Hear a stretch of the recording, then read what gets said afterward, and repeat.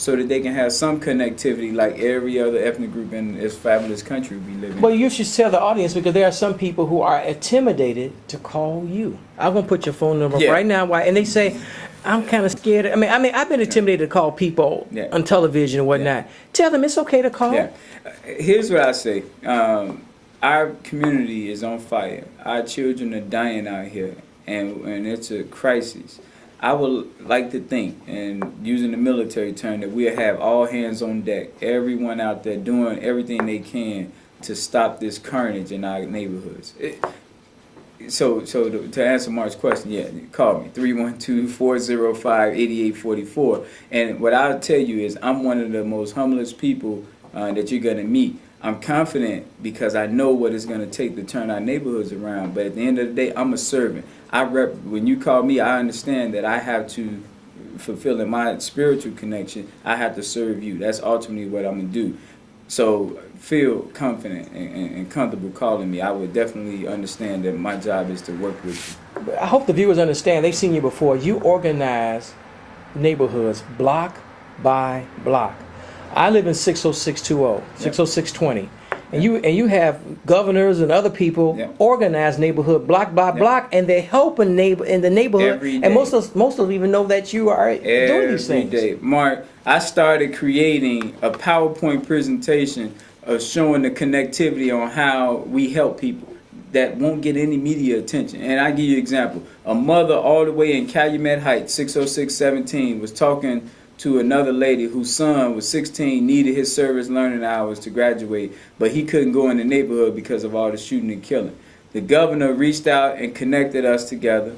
That night, we had, at 8 o'clock at night, we had 4 governors in her living room with this young 16-year-old male telling him that Saturday he would be out there with us getting his service learning hours. Now, people might say, what's the big deal with that? First of all, what social service agency is open that time of night? You taking time out of these 4 black men lives, being with their family, but they out there in the house because they care about this young man getting his service learning hours to graduate. None of them are getting paid. All of this is volunteer work, and it all started with a phone call from a lady far away from where she was. This is the work that's being done every day in all these zip codes that you won't know, you just won't hear about. You see young ladies with these little boys. They can be 25, even 35, and the boys are 5 and 10. But when they get to be 15, 16, 17, then they call me, Mark, I don't know what to do with my son. I don't even like him no more. He's so mean. He want to do what he want to do. Tell these young ladies that they need to connect their young boys to organizations like yours, or you can connect them with another organization that can help their son before they lose their mind with all them hormones raging through their body. Well, first of all, let's look at America. In America, when you get to the preteen years, we disconnect. That's right. We do.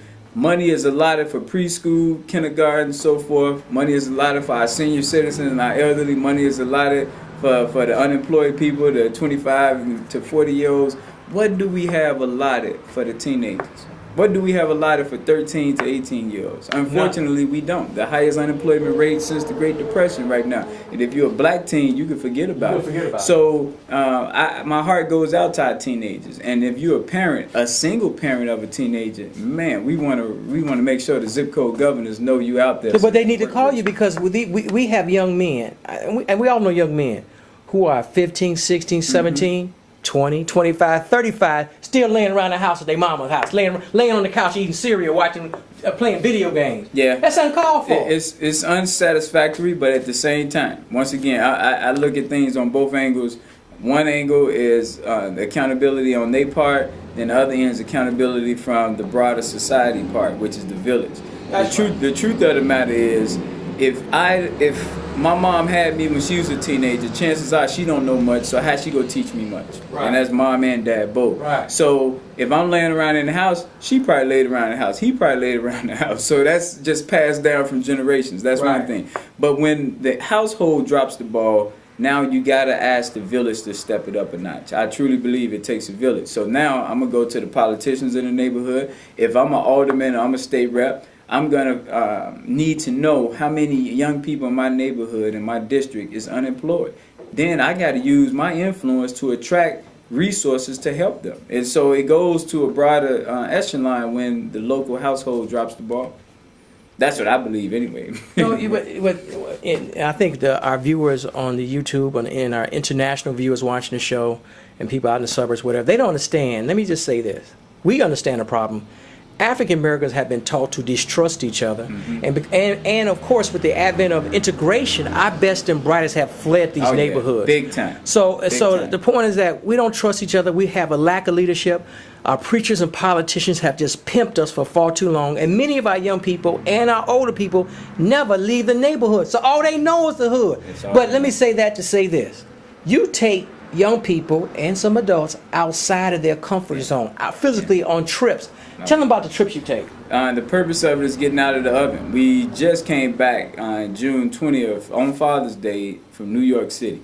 Now, I was 21 when I first visited New York City, and to me, New York is the Mecca in America. And so if you're an adult, you haven't been to New York, please put that on your radar to do before you leave Earth. We're taking young people. We just took 14 people this year. Last year was 15 people to New York City, all of them first time going. And it's a life-changing experience. And some people don't know how to appreciate things until down the road, years later. But the people who travel to New York, it at least psychologically puts it in their head that there's a place other than my neighborhood. And that's so important. When the shooting is happening on 63rd and Damon, and Carlos, one of our guys here, he can close his eyes and know there's another place. It's not just right here on 63rd and Damon.